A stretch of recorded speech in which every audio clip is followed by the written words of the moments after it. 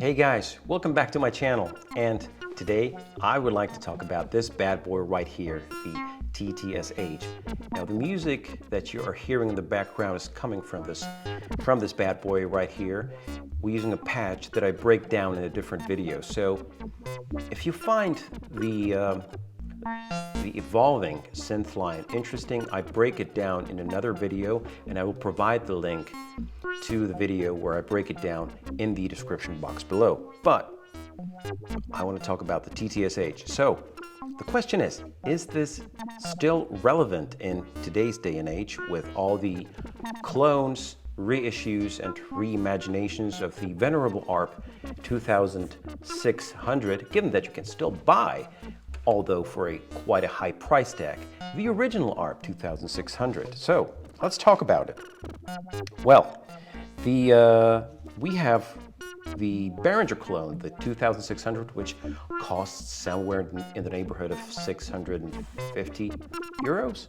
Then we have the Cork reissue, which, well, Cork holds the rights to the ARP brand, and that retails for around 1800 euros. And then you have the original ARP, which you can still buy used somewhere in the neighborhood of 10,000 euros, give or take. So where does the TTSH as a DIY project fit in, with a price tag of somewhere around 3,000, starting at around 3,500 euros? Is it actually still worth it? Well, let's look at the history of this guy. The TTSH was birthed in around 2013 out of Sweden by the human comparator. It was born as a passion project because I remember that time very well, around 2010-ish. The prices of the original ARPS 2600 were already, at that point, getting quite high, so you can pretty much get one below 5K. They were already around 6, 7, or 8K, and they were notoriously unreliable and difficult to repair. So out of this dire need to get the musician's hands on this wonderful UI and to experience the wonderful sound of the ARP 2600, was birthed the TTSH. It is actually 75% or 3/4 of the size of the original, and it came in, the PCBs came in 4 versions. This is actually version 2. There is no difference between the versions in terms of the actual sound, the layout of controls. There's no modifications or improvements to the ARP 2600 concept. It's just the versions of the PCBs make the building better, because as you will see from the pictures that I will show you from the inside, this is quite a complex build project, and just cloning PCBs is very difficult, and you make one mistake, you misalign one trace, and already what you have to do in the build process is cut the trays, do some jumping, introduce some jumper wires. So there were 4 iterations of the PCBs where they gradually ironed out the mistakes that crept in during the production process. And yeah, well, the cost of 3,500, or starting at around 3,500, might seem quite steep compared to what you can buy a brand new product through an official retailer made by Behringer or made by Cork with a 2-year warranty. So why in the hell would you want to buy a DIY project? Well, let me tell you, just the cost of the material. So let me just back up a little bit more. The parts that are being used in the TTSH are all the original spec parts. So you are basically getting the same components with the same tolerances, of course, available today. There are some rare parts as well, but you are basically getting component for component the same product as the original ARP 2600.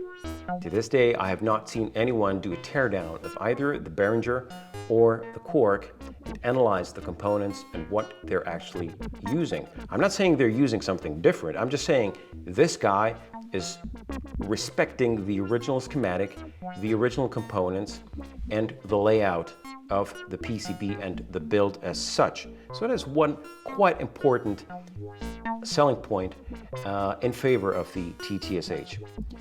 Another point is, if you were to buy just the materials, so just the front panel, the PCBs, a bare, plain vanilla metal case, all the components, the speakers, the power supply unit, the reverb tank, just the cost of those components would run you at around 2,000 to 2,200 euros. So that's somewhere in the neighborhood of around 2,300 to 2,500 US dollars. So that is just the cost of the material that goes into building this. If you want a nice wooden case, like in this case, the Zebrano case, again, a few hundred extra. So that is not including the cost of the build. Another very important point is you get handmade quality here. I mean, some people discount the fact that DIY projects are, just something for home builders. But the fact is, if something is made by hand, it is made with such diligence, such attention to detail, that you are very unlikely, provided you get it from a good builder and a good reputable builder, you are very unlikely to encounter any problems, because the diligence, the time, the effort, and the passion they put into the project cannot be compared to the run-of-the-mill factory production style product that you buy from a shop. So that is another very important point in favor of the TTSH. And I think the most important thing is through-hole components versus surface mount components. Not what you think. I'm not going to talk about the sound. I actually don't think there is a noticeable difference between the sound of a SMT and a through-hole built synthesizer. And I don't want to open that can of worms at all. However, there is a major difference in the way a through-hole built synthesizer is repairable and how much it will cost you to repair such a synth. Because let's face it, right now, the new synthesizers that are being manufactured, if there is a problem, they fix it just like your TV or any other mass-produced component. So if there's a fault, they will just take out the PCB, throw it out, and put in a new one, because it's cheaper to manufacture a fully populated PCB and just swap part for part, rather than finding the fault, which is an effort that can take hours, sometimes days, and then tediously replacing the component or the components, and then test it again, and then maybe find another fault, and do this iterative process until you have fixed the synth. So that is not how it works today. So right now, as these synths are being produced and you have a problem, this is how they fix it. They just swap out the PCB. However, there will be a time in the future where production will stop. So maybe 1 year, maybe 5 years, maybe 20 years, maybe whatever number of years down the line, the production will stop and you will be left with a synthesizer that will be very, very difficult to fix, given that it is built with SMT components.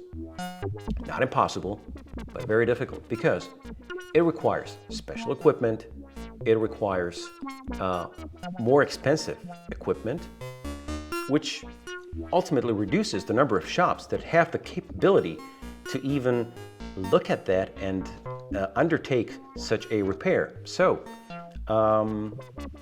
in terms of having a synth that gives you the layout, the sound of the ARP 2600, while at the same time giving you a future-proofing option that your synth will be repairable in the future, I think that is the main point in favor of the TTSH today. So I think it is still a very relevant synth even today.